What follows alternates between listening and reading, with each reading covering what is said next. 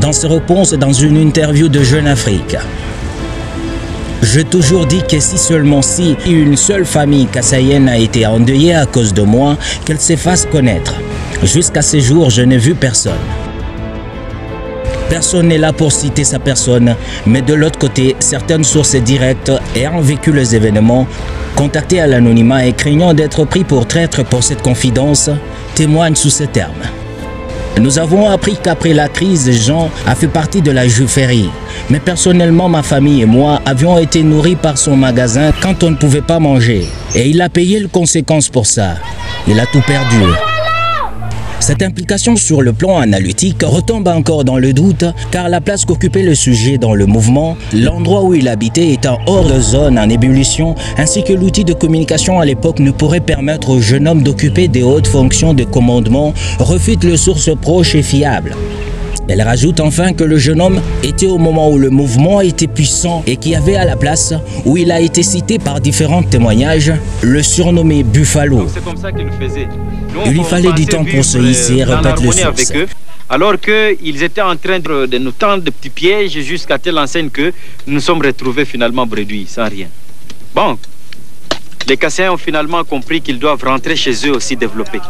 Surtout que nous sommes pendant la période de la démocratisation.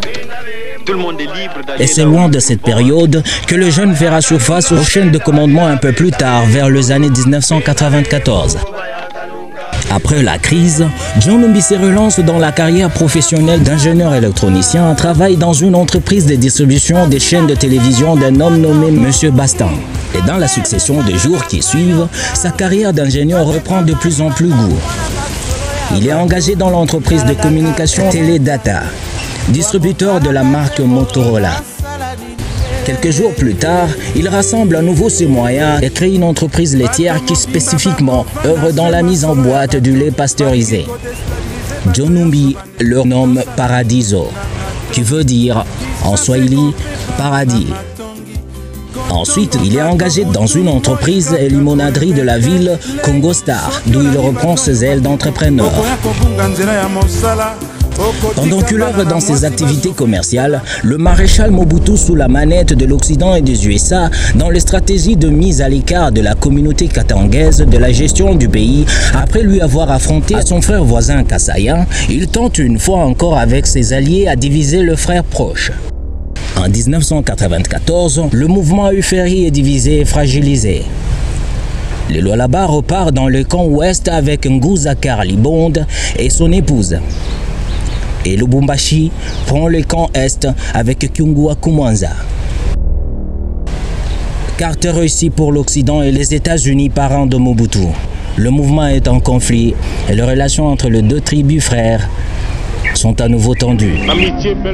Mobutu en profite pour démanteler le réseau du mouvement et à cette époque, le président du dit mouvement, le gouverneur du Grand Katanga, Chaba à l'époque, Kyungwa Kumwanza est interpellé et mis aux arrêts à Kinshasa.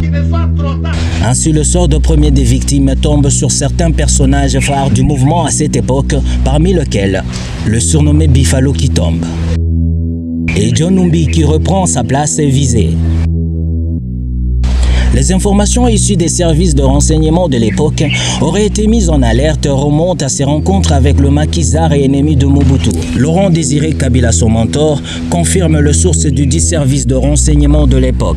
Il est accusé par des autorités en place, dont le vice-gouverneur de l'époque, pion du gouvernement en place, est traître, je cite, disait ses frères, lui qui fut encore source de la détention de Kyungwa Kumwanza à Kinshasa, précise le source directe.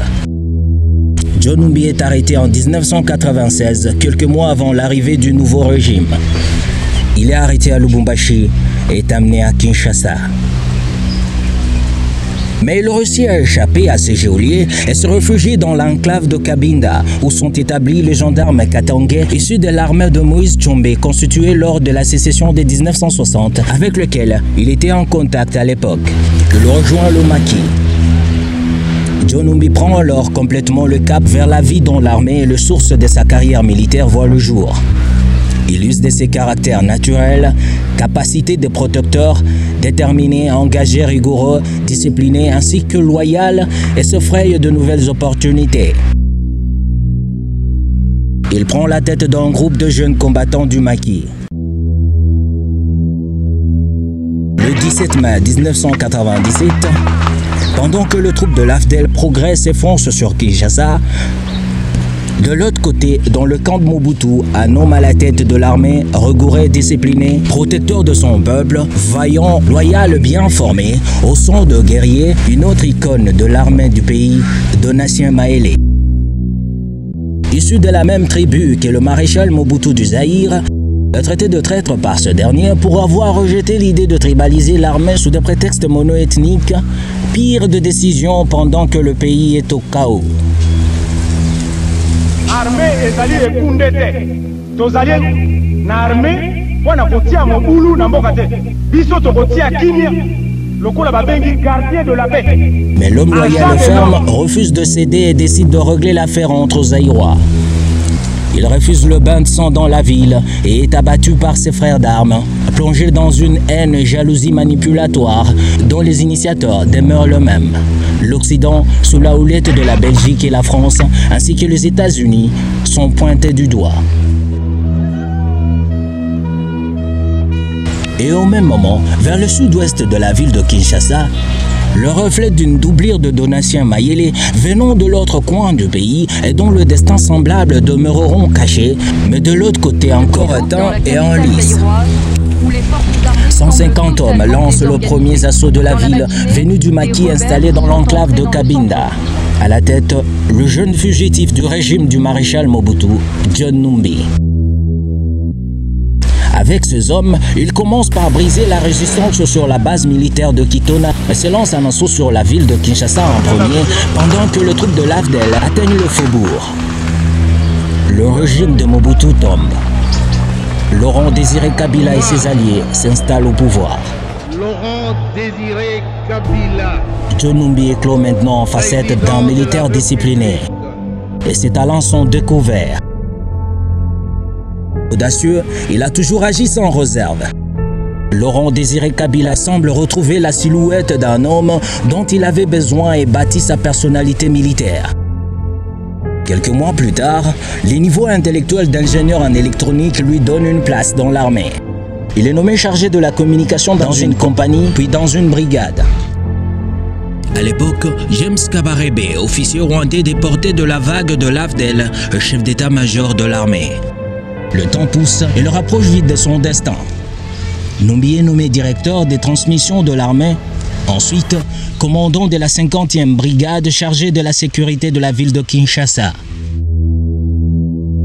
Et en mai 1998, à la suite d'un renversement d'alliance, le Rwanda et l'Ouganda attaquent le Congo et emportent avec eux presque toute une grande partie de l'armée composée des hommes venus de l'Est et parrainent une nouvelle rébellion. Je pense qu'ils n'ont pas de problème, c'est pourquoi j'ai fait ce choix, que cette unité arrive ici et qu'elle renforce les unités qui sont sur le terrain vers Matadi. Puisque l'objectif c'est Kinshasa qui doit... Ce n'était plus un combat pour la démocratie, mais ça devient un combat de prédation qui ne mérite pas d'être. John Numbi est nommé commandant